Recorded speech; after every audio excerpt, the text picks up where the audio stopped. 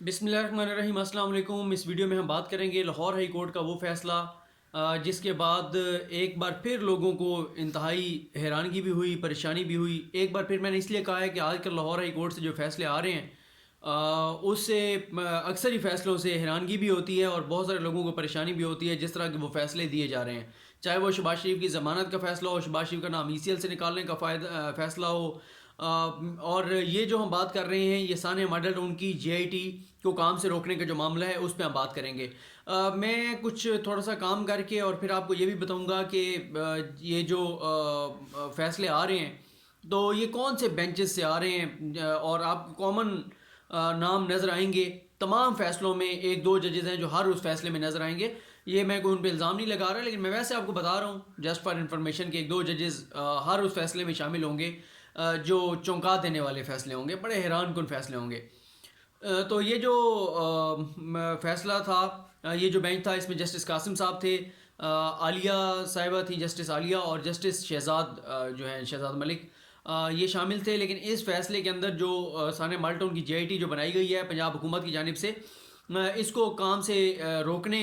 का जो स्टे दिया गया है उसकी मुखालफत की जस्टिस कासिम ने।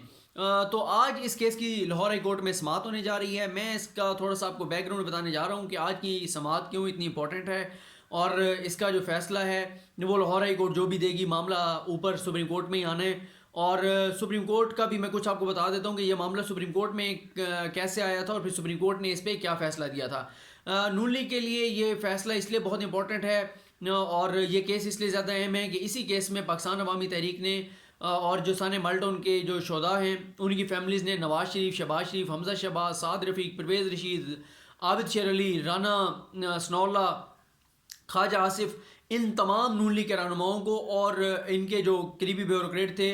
वो तौकीर शाह वगैरह और कोई पुलिस वाले, टोटल 146 लोग जो हैं उनको नामजद किया हुआ है सानिया माल्टन के कत्लेआम जो हुआ था उसके अंदर। ये सुप्रीम कोर्ट ने इस पे साकिब निसार साहब ने उस वक्त आसो नोटिस लिया था जब पाकिस्तान अवामी तहरीक के जो लोग हैं वो बाहर एहतजाज कर रहे थे। लाहौर रजिस्ट्री के बाहर साकिब निसार साहब ने बुलाया, बिस्मा अमजद जो हैं वो उनसे मिले साकिब निसार साहब, और उन्हें जब बिस्मा ने कहा साकिब निसार साहब से कि आप अंदाज़ा लगाएं कि क्या आपका कोई बच्चा, मेरी उम्र का बच्चा, जब आपका कोई बेटी या बेटा इस उम्र में होगा, क्या वो अपनी माँ के बगैर रह लेता होगा? तो आप ज़रा तसव्वुर करें कि मैं कैसे अपनी माँ के बगैर रहती होंगी, कैसे सोती होंगी। तो इस पे साकिब निसार साहब ने दुख का भी इज़हार किया था और उन्होंने कहा था कि मैं इस मामले को देखूंगा। फिर उन्होंने जो अपना उस वक्त वादा किया था उन्होंने वो पूरा भी किया। फिर उस पर उन्होंने आसू नोटिस जो है वो निपटाया, 5 रुकनी बेंच बनाया था। उस बेंच में जस्टिस आसिफ सिथन खोसा साहब भी शामिल थे जो मौजूदा चीफ जस्टिस हैं, अजमत सईद शेख साहब भी शामिल थे, मज़हर आलम मियाँ खेल साहब शामिल थे, फैसल अरब साहब शामिल थे। ये जब केस आया था तो उस वक्त डॉक्टर तौल कादरी खुद पेश हुए थे। डॉक्टर तौल कादरी ने बहुत ज़बरदस्त दलाइल दिए थे और डॉक्टर तौल कादरी ने सारा इस केस का बैकग्राउंड बताया था और डॉक्टर तौल कादरी ने कन्विंस किया था जजेस को। और उसके बाद फिर पंजाब हुकूमत ने जब ये बयान दे दिया था अदालत में कि हम नई JIT बना रहे हैं, तो फिर अदालत ने कहा था कि ये तो अब मामला ही हल हो गया है। जो एक तरह से जो दरख्वास्त है वो गैर मौसर हो गई है, क्योंकि जो रिलीफ हमसे मांगना चाह रही है पाकिस्तान अवामी तहरीक, डॉक्टर कादरी, वो तो ऑलरेडी इनको पंजाब हुकूमत ने दे दिया है। पंजाब हुकूमत कह रही है कि हम नई JIT बनाने जा रहे हैं और उसी JIT को अब काम से रोका गया है। आज बताया जा रहा है कि पाकिस्तान अवामी तहरीक से अली ज़फ़र एडवोकेट साहब जो हैं वो पेश होंगे। ये मामला है 17 जून 2014 का, और आप अंदाज़ा लगाइए पाकिस्तान के सिस्टम का कि 5 साल बाद भी अभी तक 5 साल बाद पहली बार ऐसे हुआ था कि 5 साल होने को हैं उस आने को जिसमें 14-15 लोग शहीद हुए, 100 लोग ज़ख्मी हुए, स्टेट टेररिज्म हुई, बरह रास्त गोलियां मारी गई, तमाम चैनल्स ने लाइव दिखाया। लेकिन 4.5 पौने 5 साल बाद जब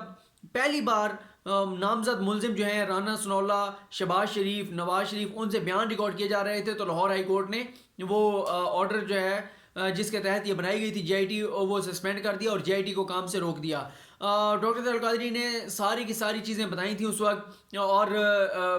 جب ثاقب نثار صاحب اور ان کے ساتھ 4 اور ججز اس کیس کو سن رہے تھے، انہوں نے بتایا تھا کہ اس کیس میں پہلے 2 GITs بنی ہیں، دونوں شہباز شریف صاحب نے اپنی مرضی کی GITs بنائی تھیں، اور پھر باقر نجفی صاحب کا کمیشن بنا تھا باقر نجفی کا جو کمیشن تھا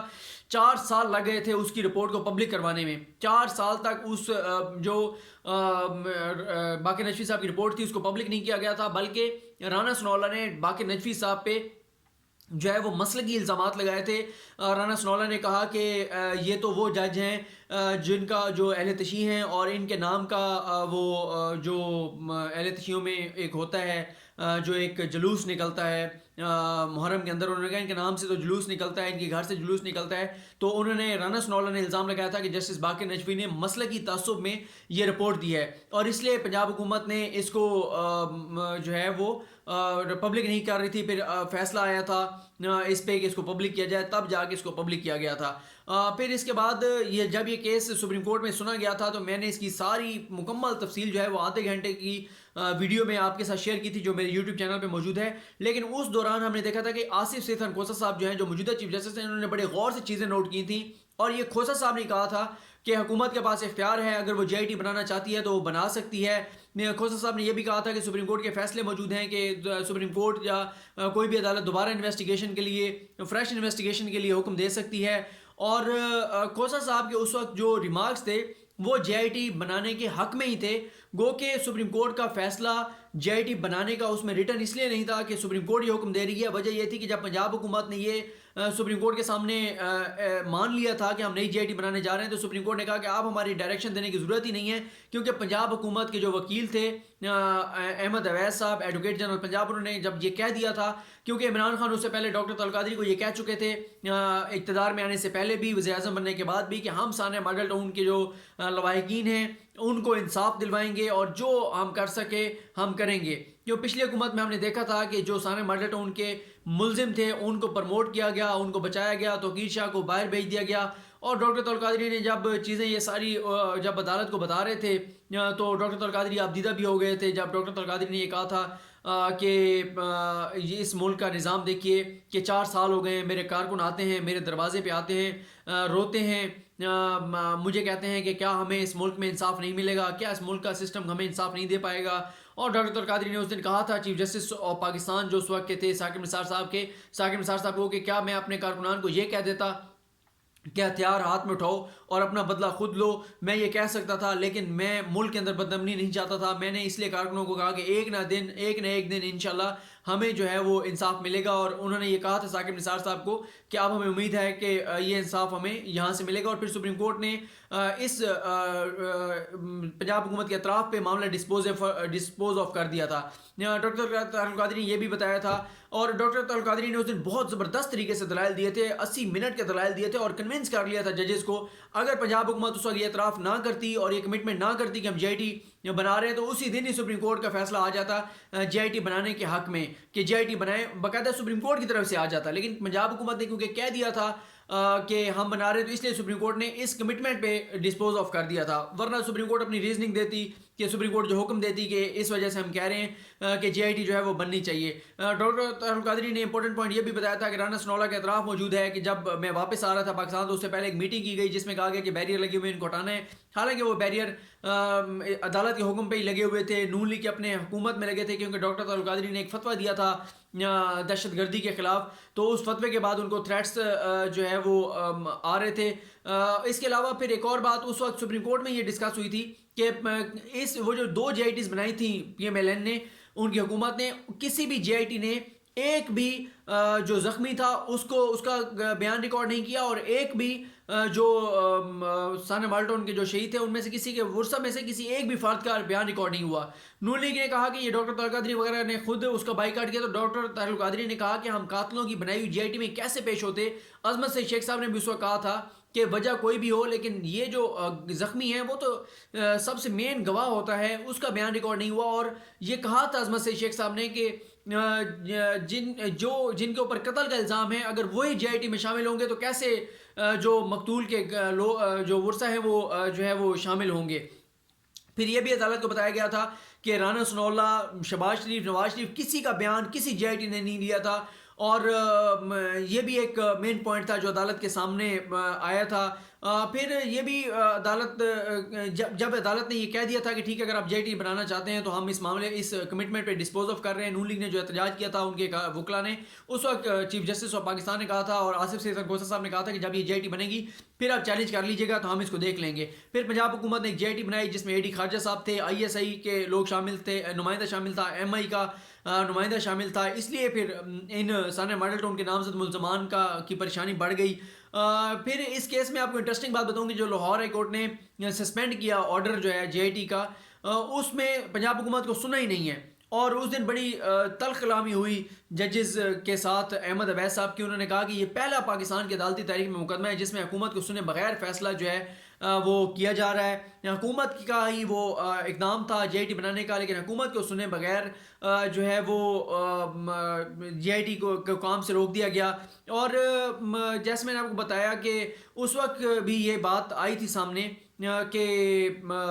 ثاقب نثار صاحب نے بھی کہا تھا کہ حکومت کے اوپر یہ الزام ہے کہ حکومت نے قتل عام کروایا, حکومت ہی جے آئی ٹی بنائے گی, اور اگر وہ ثابت ہو جائے کہ اس میں بدنیتی شامل تھی پھر تو وہ سارا کا سارا ویسے ہی معاملہ ختم ہو جاتا ہے جے آئی ٹی بنانے کا. اگر یہ بات سامنے آ جاتی ہے کہ بدنیتی کے ساتھ کچھ ایسے لوگوں کو شامل کیا گیا جو ٹھیک طرح سے انویسٹیگیشن نہیں کر سکتے تھے, تو اب آج جب یہ سماعت ہوگی تو دیکھتے ہیں کہ یہ فیصلہ کیا آتا ہے. لیکن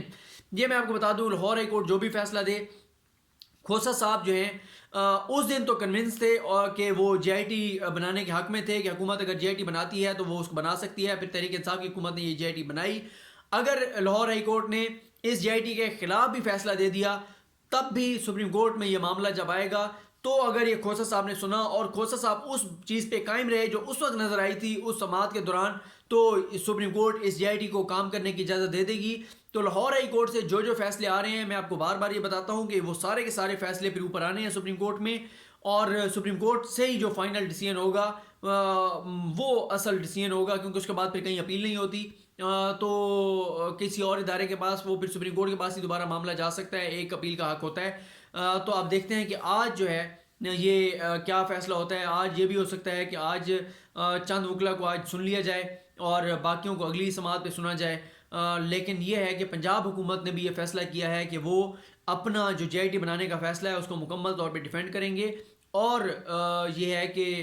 یہ بھی کچھ سوچ پائی جاتی ہے کہ پنجاب حکومت جو ہے وہ بینچ کی جو فارمیشن ہے بینچ پہ یہ اعتراض کر دے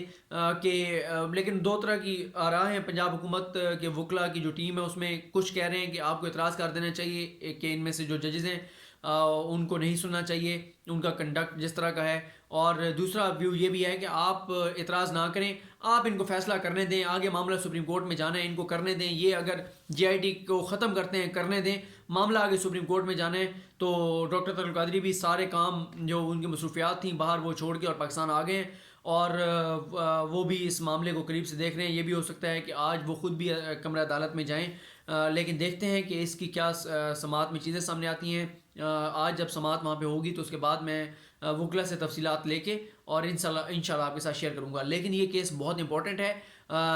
پاکستان کے نظام انصاف کے لیے بھی, پاکستان کے اوورال جو ایک نظام ہے اس کے لیے بھی, اور پی ایم ایل این کے لوگوں کے لیے بھی, کیونکہ یہاں پہ معاملہ ہے 14-15 لوگوں کے قتل عام کا اور 100 سے زیادہ زخمیوں کا جن کو ریاستی دہشت گردی کا نشانہ بنایا گیا.